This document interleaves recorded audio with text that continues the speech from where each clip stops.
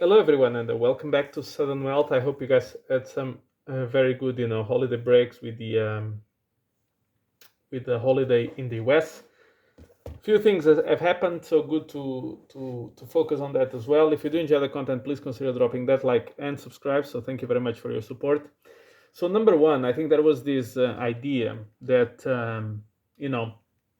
that somewhere or another I was a bit against XRP or anything like that. No, I'm not against XRP. As I mentioned, I hope XRP succeeds. In my view, there are better options for the following reasons. Number one, yeah, the supply inflates on a monthly basis pretty much, and then that XRP is used. Maybe it's not sold on the market directly by Ripple, but it used to be in the past, by the way, and that was proven in the court cases. But even if it goes to customers, right? I mean, what do you think they do with it? At least partially. So there's always this inflation coming into the market, and then you need to hope and pray that maybe it's not used to dump the price that much. It is what it is. Number two is the narrative payment solutions is no longer relevant, unfortunately, in this cycle. Like people don't like the market doesn't care about it. Same way that in the previous cycle was all about layer ones. Layer ones. Look at Phantom. Phantom did brilliantly in the last cycle. It's a ghost chain. There's nothing. There's no communities. There's no projects. There's nothing of relevancy yet. It did marvelously well last cycle. Now this cycle, I think, few of them. So because it's a cycle 2, it will still do well, but it will be more difficult for them to have the unicorns like we used to have in the first cycle, where everything goes up 100-fold and it's quite easy. The same thing, and then you have the cycle 3 curse. Now cycle 3 curse was very real. So think about 2021, 2020, 2021, right?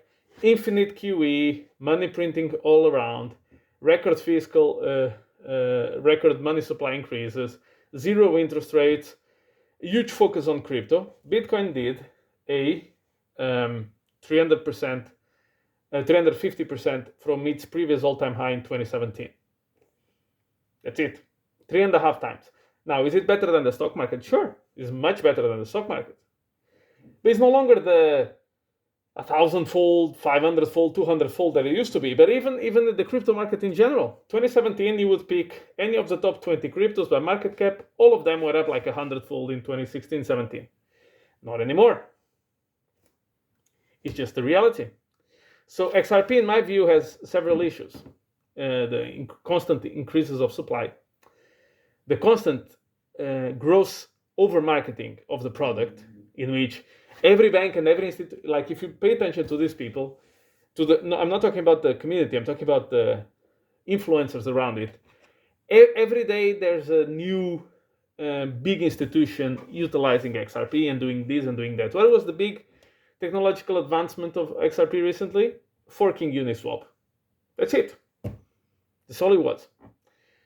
But it's grossly over-marketed. Like all the central banks are using it, and then all the banks are using it. It reminds me, to be honest, to this degree, a little bit like AMC, right? In which everybody was talking about it in these people were meeting in secret to utilize it. I mean, no. For the most part, no. Then cycle 3 curse, as I mentioned, and already very high market cap. So to me, I see other projects better. Now, does that mean that I wish XRP to collapse and go to zero and don't? No, I've said this before. I wish XRP does very, very well. But I'm not going to pretend that these things are not a fact. You see, I like X, right? And X has been in the gutter, in the shitter. And by the way, by next cycle, DeFi, layer ones, staking protocols, this kind of stuff will be cycle 3. Most likely, I'm not even going to touch those at all. See what I mean? So it's not against XRP in particular. It just happens, in this case, that we're talking about XRP. That's it. Now, market is selling off a little bit.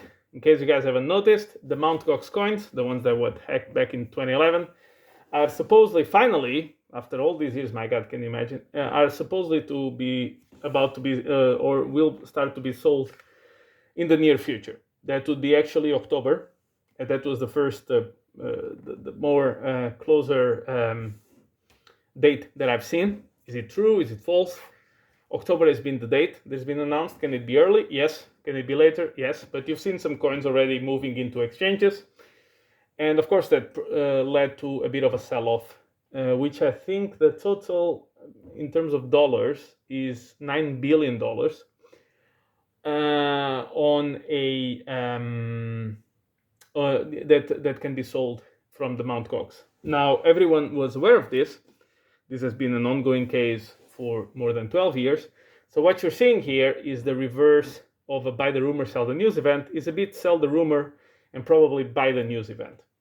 Why? Because you remove that source of uncertainty from the market. So this has been something that's always been on top of Bitcoin, which is the potential sell-off coming from Mt. Gox, as well as the Lars Ulrich coins from the Silk Road. Was also the same thing. Of course, this is one of the reasons I like Ethereum a bit better, which is they don't have any of these sell pressure events coming from confiscation and from basically scams being solved over time. So in that sense, I do see Ethereum a bit with the potential to be a bit stronger. Now, I'm raising this point, which I haven't seen people addressing it yet, which is I think Ethereum can outflip Bitcoin. And do you know who agrees with me? Or at least who deep down may agree with me? Is actually Michael Saylor. I invite you all to go watch Michael Saylor's interview with Peter McCormack.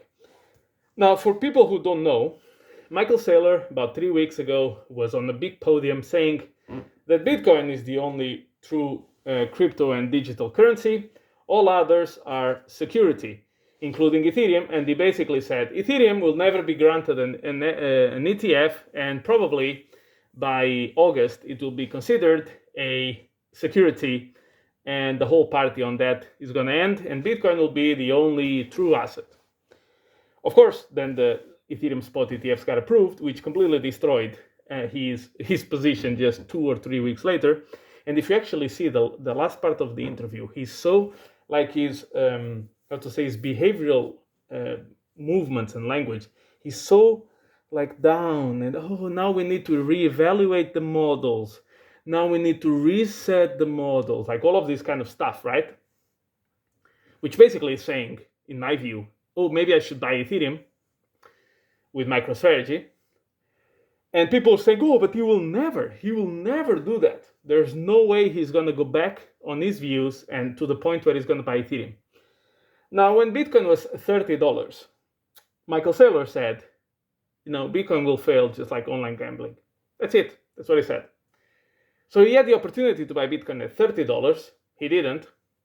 He had the opportunity to buy Bitcoin at $3,000. He didn't.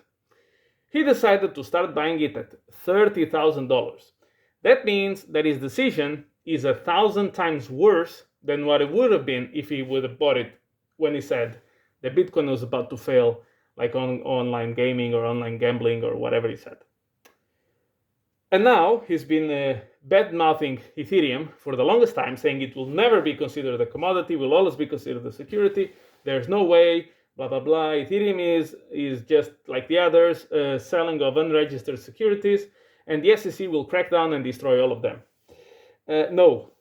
Once again, he was wrong. And once again, he's probably going to buy Ethereum at $5,000. And once again, he had the opportunity to buy Ethereum at 31 cents, at $80, but he's going to buy it at $5,000. So you see, these people, just because they have a lot of money and they're billionaires, etc., and then they became the saints of any movement, they are not smarter than you. In many cases, they're actually dumber than you. So my point is, don't listen to these people like they are, God-sent messengers, come here to, spread the gospel of truth to the little peasants that we are. No. Many cases, these guys have been completely wrong. What did I say months and months ago? As soon as Bitcoin spot ETF approval, the biggest beneficiary from that should be Ethereum, because that pretty much, in my mind, validates Ethereum spot ETFs coming in. oh no, but Ethereum is different, and there's a foundation, and there's going to happen this and that and the other.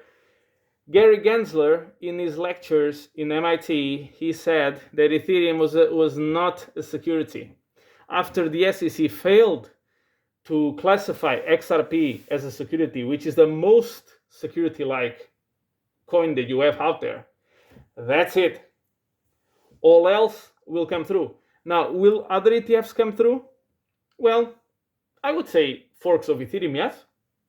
Right? What's the big difference? If Ethereum is a commodity and not a security, how can the copy not be inspired, not the inspiration of Ethereum, not the, how to say, not the a coin that served as a blueprint to another, no, a copy-paste coin.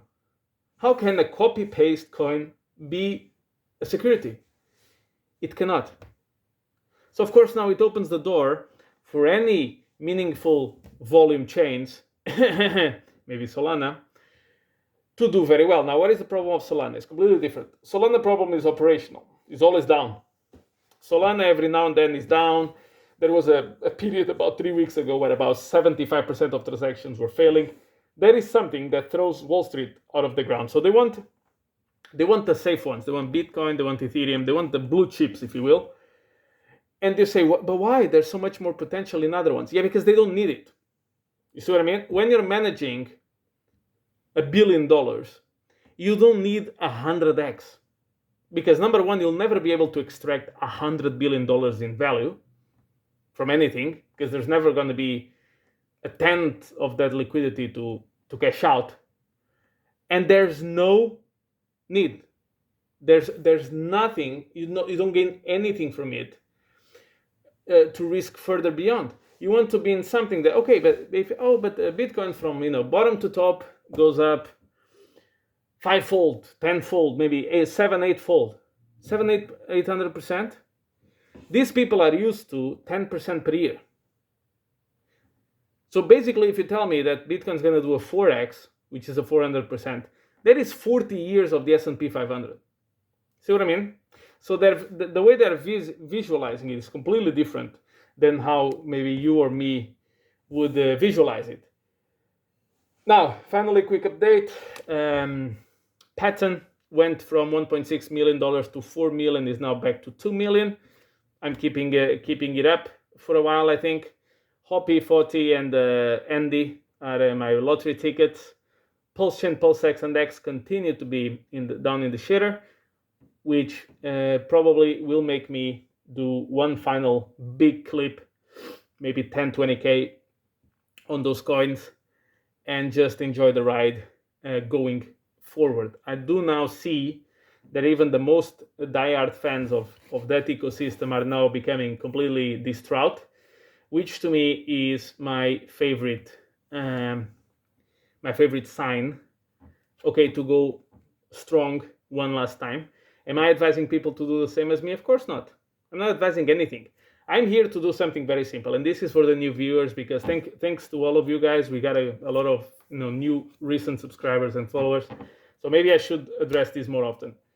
I'm here. I'm a normal guy, just like you. I'm a middle-class guy. I have a good job. I have a family.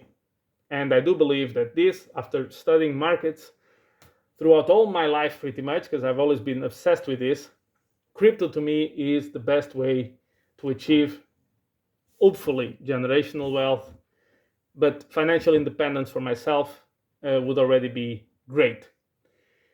And what I'm doing here is I'm broadcasting my journey. So I came here during the bear market, during the zero movement, boring like watching paint dry kind of market, into the bull market and then the euphoric market. You see, the majority of YouTubers, they will come up at the euphoric part, not at the hard part, not talking about, I've talked about projects that went up 50-fold, 100-fold, 330-fold way beforehand. I don't come here after the pump to talk about it like all the other YouTubers do it, and I don't sell you anything. I have no course, I have no mastermind group. I've made enough good predictions last year that I could have opened all of those if I wanted, and I would probably actually make a second full-time salary just from doing that, but I don't do it because I don't need to. So what I'm doing here is I'm broadcasting my journey into financial independence. The way that I see it, the way that I see best for me, the way with the highest probability in my eyes of achieving that. That's it. I'm not here to create a cult. I'm not here to sell you private courses and masterminds and Discord groups. I'm not here to do anything. And I'm not here to, if there are other projects that I like the best, I'll say so. And maybe by the end of the bull market, you tell me, so Sudden Wealth, bull market went over, and the coins you picked, or the coins that you supposedly were going to retire from, they all collapsed. You're an idiot. Fine, call me an idiot by then.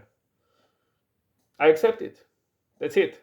But I'm not here to trying to bring you to the light or any of that sort. So that's why I behave differently from the other YouTubers, because I don't need it. I don't need your money to succeed. And with that, guys, thank you very much for your support. If you do enjoy the content, drop that like and subscribe. Is the only thing that I ask. Thank you very much, guys, and I'll see you in the next one.